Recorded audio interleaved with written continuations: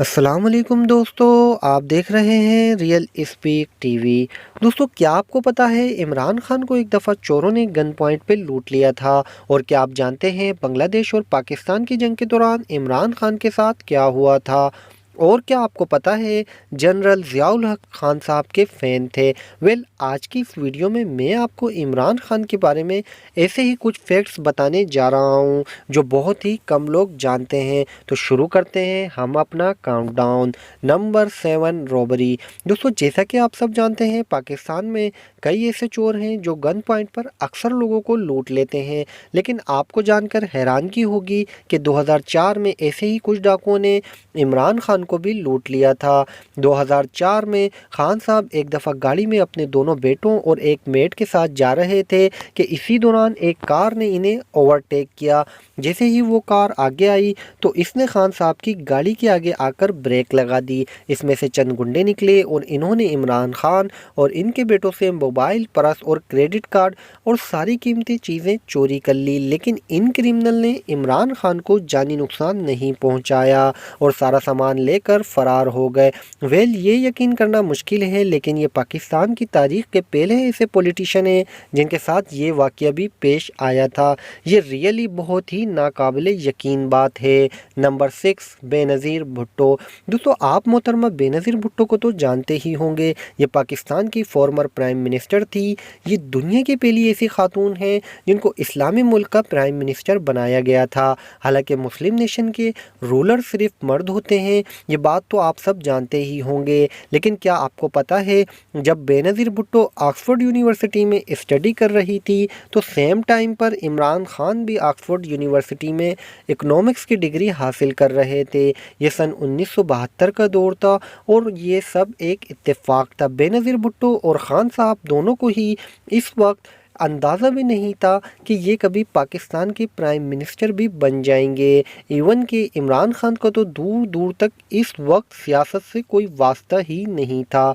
लेकिन ये नहीं जानते थे कि इन दोनों का नाम भी पाकिस्तान की हिस्ट्री में दर्ज हो जाएगा।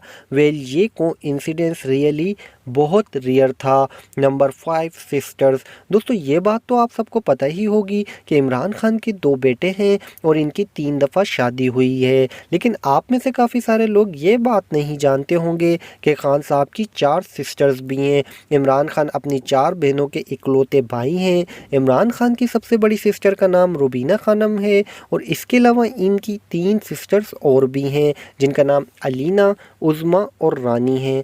रुबीना खानम जो कि इमरान खान की बड़ी बहन है, वो लंदन स्कूल ऑफ इकोनॉमिक्स की जीनियस स्टूडेंट थी और इस वक्त वो यूनाइटेड नेशन में सीनियर पोस्ट पर हैं। इसके अलावा इनकी दूसरी सिस्टर अलीमा खानम है जो कामयाब बिजनेस वूमेन हैं और लाहौर में टेक्सटाइल कंपनी चलाती हैं। खान साहब की तीसरी बहन उज़्मा खानम है जो कि लाहौर के अस्पताल में सीनियर क्वालिफाइड सर्जन हैं। मोर ओवर, खान साहब की सबसे छोटी सिस्टर रानी खानम है जो कि यूनिवर्सिटी ग्रेजुएट है और चैरिटी एक्टिविटीज़ में काम करती हैं। इमरान खान ना सिर्फ ख़ुद बल्कि इनकी पूरी फैमिली एजुकेटेड और वेल सेटल्ड है। Number 2, birth dates. दोस्तों, दुनिया के हर शख्स की डेट ऑफ बर्थ एक ही होती है जिस दिन वो पैदा होता है। लेकिन क्या आप यकीन करेंगे कि इमरान खान की एक नहीं 2 बर्थ डेट्स हैं।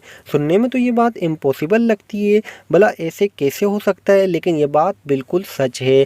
असल में इमरान खान की असल डेट ऑफ बर्थ में सबको कन्फ्यूजन है। इनकी आईडी कार्ड पे डेट ऑफ बर्थ 25 नवंबर 1952 लिखी हुई है, जबकि इंटरनेट की तमाम बायोग्राफी वेबसाइट इंक्लूडिंग विकीपीडिया पर इनकी डेट ऑफ बर्थ 5 अक्टूबर 1952 लिखी हुई है। खान साहब के फ़ैन और सपोर्टर हमेशा कंफ्यूज रहते हैं कि इनका असल बर्थ डेट कब बनाया जाए। नंबर 3, जनरल ज़ियाउल हक। दोस्तों, जनरल ज़ियाउल हक एक ऐसी शख्सियत हैं जिनको पाकिस्तान का बच्चा बच्चा जानता है।